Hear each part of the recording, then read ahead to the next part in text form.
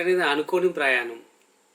సడన్గా మా చెల్లెలు అన్నయ్య ఇట్లా మనం ఏడుపాయల దుర్గమ్మ అక్కడికి వెళ్దాము అంటే సరే అని సపరేట్గా వెహికల్ మాట్లాడుకొని ఫ్యామిలీ అందరం కలిసి అయితే ఏడుపాయల దుర్గమ్మ దగ్గరికి వెళ్తున్నాము. ఏడుపాయల దుర్గమ్మ అంటే ఏంటి, అసలు ఏడుపాయలు ఎలా చీరాయి, అక్కడి నుంచి ప్రవహించే మంజిరా నది ఏడుపాయలుగా ఎందుకు చీలింది, దాని యొక్క ప్రత్యేకత ఏంటి అనేది మనం అక్కడికి వెళ్ళాక అందులో ఉన్న పురోహితులు కానీ ఆ గుడికి సంబంధించిన ఏదైనా ఒక వ్యక్తిని కలిసి అడిగి క్లియర్గా తెలుసుకుందాం. మీకు ఈ ఏడుపాయల దుర్గమ్మ పూర్తి సమాచారం తెలియాలంటే ఈ వీడియో పూర్తిగా చూడండి. కొత్తగా చూసిన వాళ్ళైతే ఇప్పుడే సబ్స్క్రైబ్ చేయండి, మా వీడియోని లైక్ చేయండి, షేర్ చేయండి, ఈ వీడియోపై మీ అభిప్రాయం కామెంట్ చేయండి.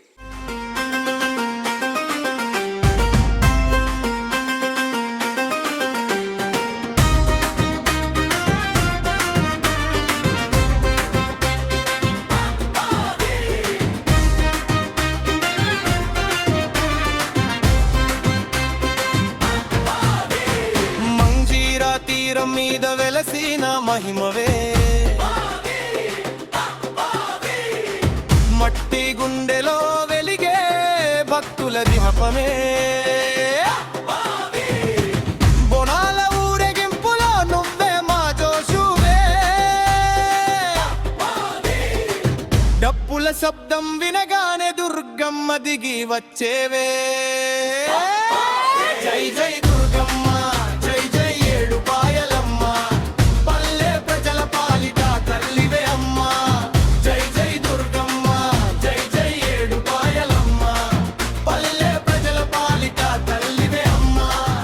మలగన్నయమ్మ ముగురమ్మల మూల పుటమ్మ, చాలా పెద్దమ్మ సురారులమ్మ, కడుపారడి బుచ్చినయమ్మ, తన్నులో నమ్మిన వేల్పుటమ్ముల మనమ్ముల నుండెడియమ్మ. దుర్గమాయమ్మ కృపాబ్దీచ్యుట మహత్వ కవిత్వ పటుత్వ సంపదల్.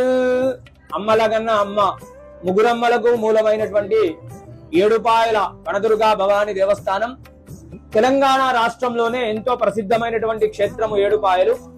ఇక్కడ మంజీరా నది 7 పాయలుగా చీలి కొండ రాళ్ల మధ్య, గుట్టల మధ్య, పచ్చని చెట్ల మధ్య ఒక బండకు స్వయంభూగా వెలిసినటువంటి తల్లి వనదుర్గా అమ్మవారు. మరి పూర్వము ఈ ప్రాంతమంతా కూడా పెద్ద దండకారణ్యము. ద్వాపర యుగం లోపల ఈ యొక్క అర్జునుని మనుమడు అభిమన్యుని కుమారుడైనటువంటి పరీక్షిత్తు మహారాజు మనకు ఇక్కడ 7 పాయలుగా ఉన్నటువంటి ఈ ప్రాంతం వద్దకు వచ్చి వేట కోసం వస్తాడు. అప్పుడు ఇదంతా కూడా పెద్ద దండకారణ్యము. ఈ అరణ్యంలోకి వచ్చి అనేక జంతువులను కూడా వేటాడి విశ్రాంతి తీసుకుందామని చెప్పి ఒక చెట్టు కింద కూర్చోగానే అతనికి బాగా దాహం వేస్తుంది. దాహం కోసం ఎక్కడ వెతికినా అతనికి మంచినీళ్లు లభించలేవు. చివరకు ఒక కుటీరం లోపల ఒక మునీశ్వరుడు తపస్సు చేస్తూ కనిపించాడు.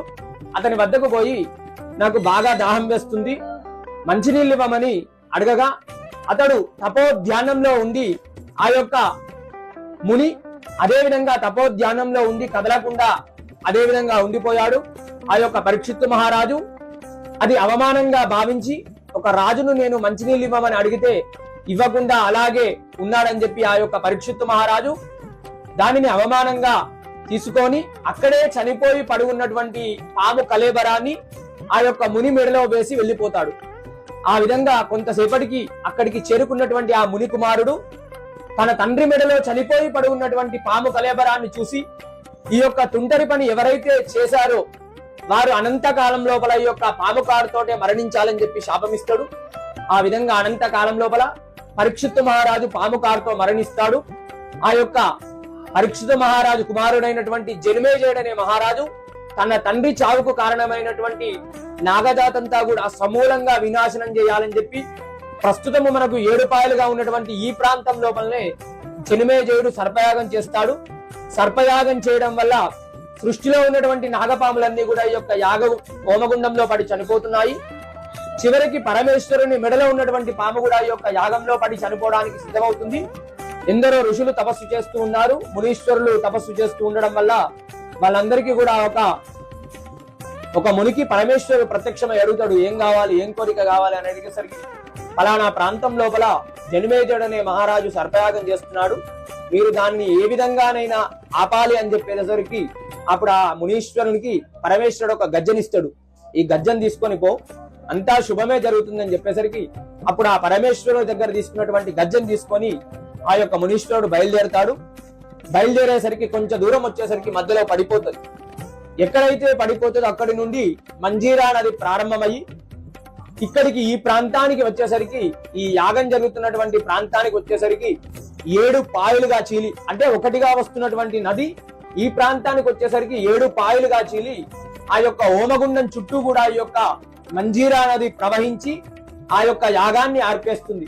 అప్పుడు నాగజాతంతా కూడా సంతతి కలిగి అన్ని కూడా ఈ యొక్క నాగజాతంతా కూడా వినాశనం కాకుండా ఈ యొక్క నీళ్లు తాగడం వల్ల అన్నిటికీ కూడా సంతతి కలుగుతుంది, సద్గతి లభిస్తుంది.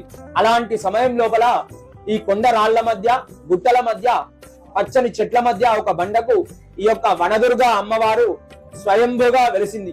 అందువల్లనే అమ్మవారి ముందు భాగం లోపల 3 పాయలు, అమ్మవారి వెనుకాలో 4 పాయలు, మధ్యలో అమ్మవారు స్వయంభూగా వెలిసి 7 పాయల వనదుర్గగా ఈ యొక్క అమ్మవారు ప్రసిద్ధి చెందింది. కోరిన కోరికలు తీర్చే ఈ యొక్క కొంగు బంగారు తల్లి ఇక్కడ దినదినాభివృద్ధిగా అభివృద్ధి చెంది ఇక్కడ అమ్మవారు వనదుర్గా అమ్మవారు ఇక్కడ విలసిల్లుతున్నది. వనదుర్గా భవానీ మాతాకి జై.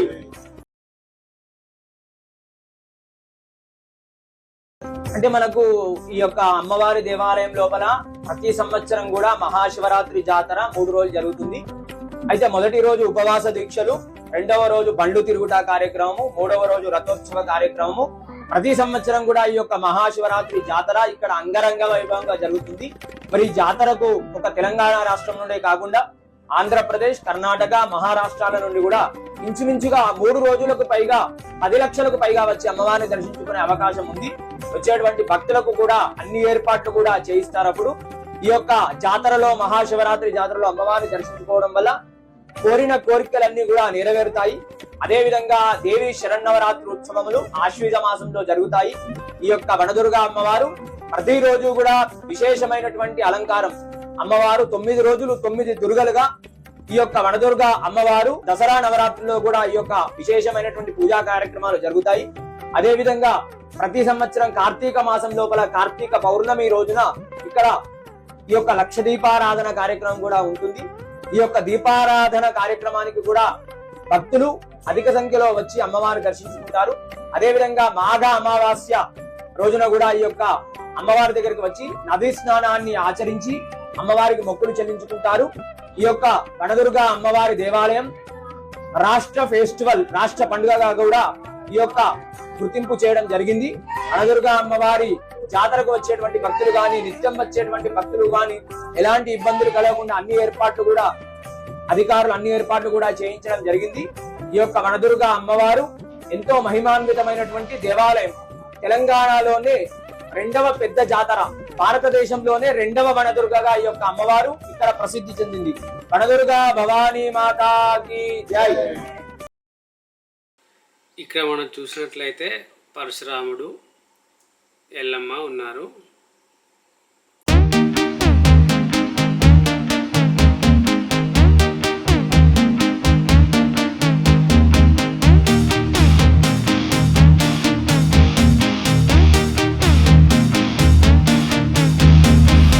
ఇక్కడ చూసినట్లయితే మునీశ్వరుడు, తపస్సు చేసిన మునీశ్వరుడు. ఇంతకుముందు అయ్యగారు చెప్పినట్టుగా మునీశ్వరుడు ఇగో ఇక్కడ తపస్సు చేస్తున్నాడు.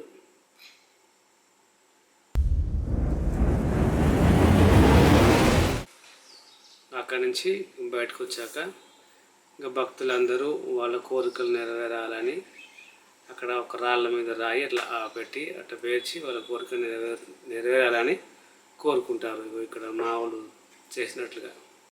అమ్మవారి వెనక భాగం ఇక్కడే 4 పాయలు, మంజీరా నది ముందు 3 పాయలు, వెనక 4 పాయలు చేరింది కదా. ఇక్కడ చూసినట్టయితే వెనక ఇక్కడైతే పైన ఎల్లమ్మను, పరశురాముడు, మునీశ్వరుడు ముగ్గురిని దర్శించుకొని ఈ కొండపైకి వెళ్ళి ఇక్కడ ఈ కొండ పైన ఇంకా ఎగ్దం పైన స్వయంభుగా వెలిసిన శివలింగం ఉంటుంది.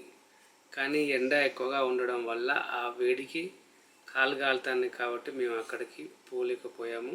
మా దర్శనం పూర్తయింది, మేమైతే వెళ్ళిపోతున్నాము మళ్ళీ.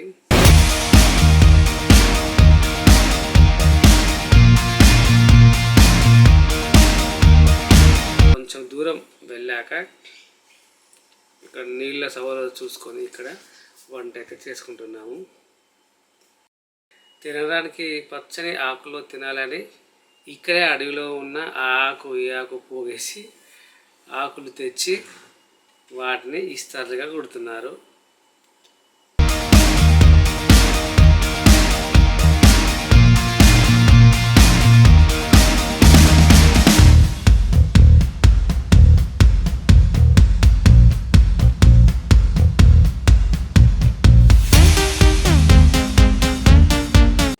చికెన్ ఉడకగానే ఎప్పుడెప్పుడు తినాలా అని ఆశగా ఎదురు చూసి ఇక్కడ చూడు ఇస్తార్లు అయితే మా వాళ్ళు రెడీ చేస్తున్నారు.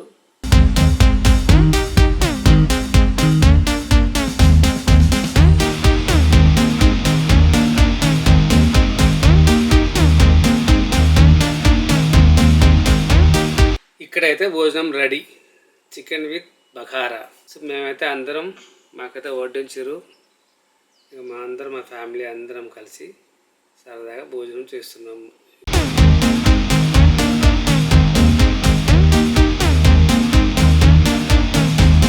పొద్దుటి నుంచి ఏం తినలేదు కాబట్టి ఆకలి ఆకలి అంటూ ఎలా తింటున్నారో చూడండి. భోజనం అయిపోయింది, మళ్ళీ ఇంటికి బయలుదేరుతున్నాము.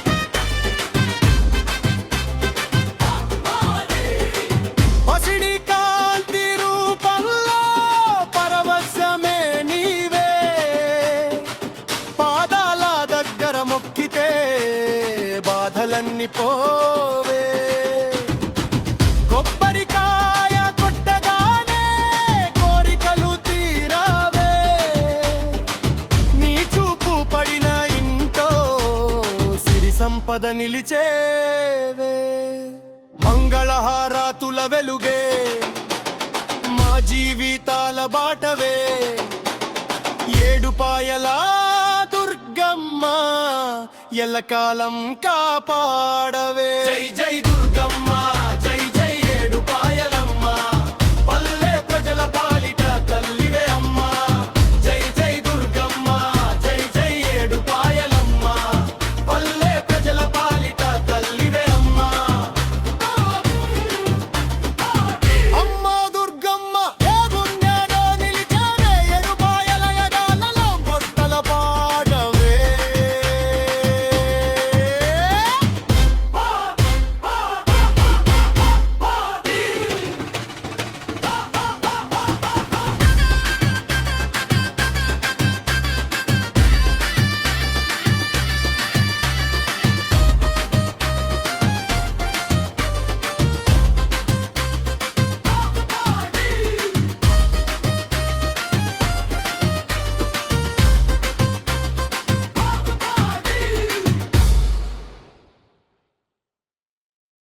ఈ వీడియో మీకు నచ్చినట్లయితే లైక్ చేయండి, షేర్ చేయండి, కామెంట్ చేయండి. నా ఛానల్ను సబ్స్క్రైబ్ చేయడం మర్చిపోకండి. Thank you for watching. Have a nice day.